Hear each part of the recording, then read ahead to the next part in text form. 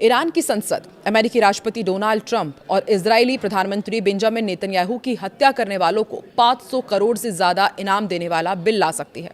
Iran America के बीच नाजुक युद्ध विराम चल रहा है। एक तरफ ट्रंप ने ईरान पर हमले को फिलहाल के लिए टाल दिया है, तो दूसरी तरफ ईरान में ट्रंप और नेतन्याहू की हत्या पर इनाम घोषित करने की प्लानिंग चल रही है। ये सीज फायर की कोशिशों को बड़ा झटका दे सकती है।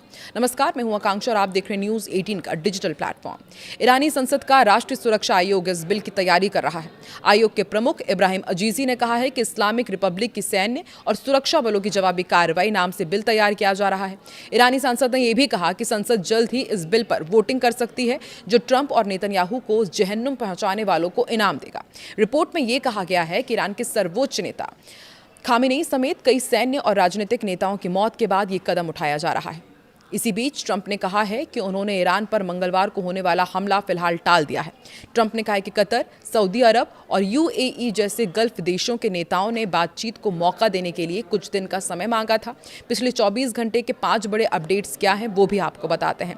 ट्रंप ने ईरान को धमकी दी कि जल्दी समझौता करो वरना कुछ नहीं बचेगा। ट्रंप ने ईरान को चेतावनी देते हुए कहा कि घड़ी तेजी से चल रही है और अगर जल्द समझौता नहीं हुआ तो गंभीर नतीजे भुगतने पड़ सकते हैं। दूसरा अपडेट यह है कि अमेरिका इजरायल के ईरान पर नए हमले की तैयारी है। रिपोर्ट्स के मुताबिक जर्मनी स्थित अमेरिकी ठिकानों से हथियार लेकर दर्जनों कार्गो विमान इजरायल पहुंचे हैं। वहीं नेतन्याहू और ट्रंप ने संभावित सैन्य कार्रवाई को लेकर बातचीत की है। तीसरा बड़ा अपडेट यह है कि हॉर्मुज में संकट बढ़ता जा रहा है। अभी इस वक्त वहां पर 1500 कारोबारी जहाज फंसे हुए हैं।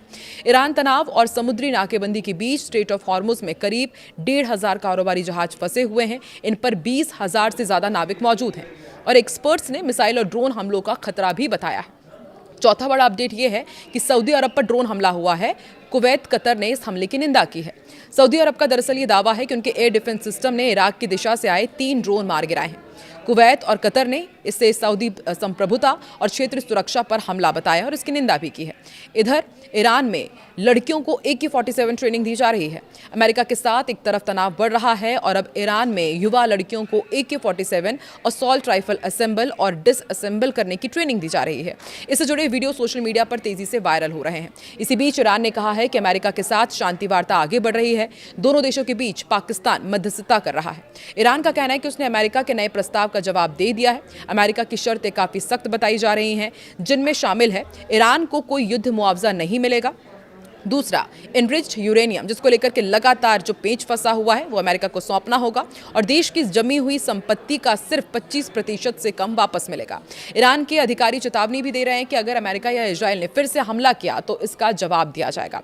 वर्तमान में दोनों पक्षों के बीच नाजुक सीज फायर चल रहा है, लेकिन तनाव अभी भी बहुत ज्यादा है।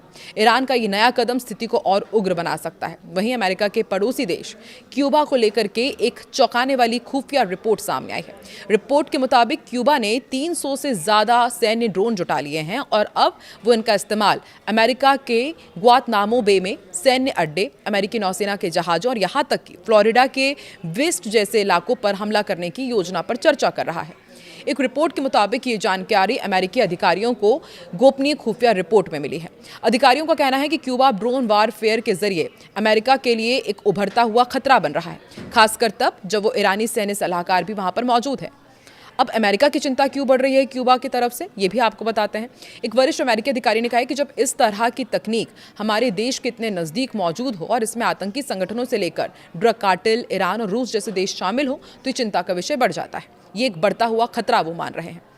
क्यूबा अमेरिका से सिर्फ 90 मील यानी कि 144 किलोमीटर की दूरी पर है, जिससे उसकी गतिविधियां और भी संवेदनशील हो जाती हैं। अमेरिकी अधिकारियों का मानना है कि क्यूबा फिलहाल कोई भी तात्कालिक हमला करने की योजना नहीं बना रहा है, लेकिन हालात बिगड़ने की स्थिति में ड्रोन वॉरफेयर के विकल्प पर गंभीरता से विचार किया जा रहा है। हालांकि ये भी कहा गया है कि क्यूबा अभी उतना बड़ा सैन्य खतरा नहीं है जितना 1962 के क्यूबा मिसाइल संकट के समय था। तो एक तरफ ईरान और अमेरिका के बीच सब कुछ ठीक होता हुआ नजर नहीं आ रहा है, तो वहीं दूसरी तरफ अब छोटे छोटे देश भी अमेरिका की परेशानी बढ़ाने जा रहे हैं और इसी बीच 500 करोड़ का इनाम घोषित करना कि जो भी बेंजामिन नेतन्याहू को मारेगा या फिर डोनाल्ड ट्रंप को मारेगा उसे 500 करोड़ रुपए दिए जाएंगे। वो भी संसद में इसकी बातचीत चल रही है। आपको क्या लगता है, क्या इस तरह का जो इनाम है वो अमेरिका और ईरान के बीच जो संकट है, जो तनाव है, उसको क्या और बढ़ा देगा? आपको क्या लगता है? कमेंट सेक्शन में जरूर बताएं।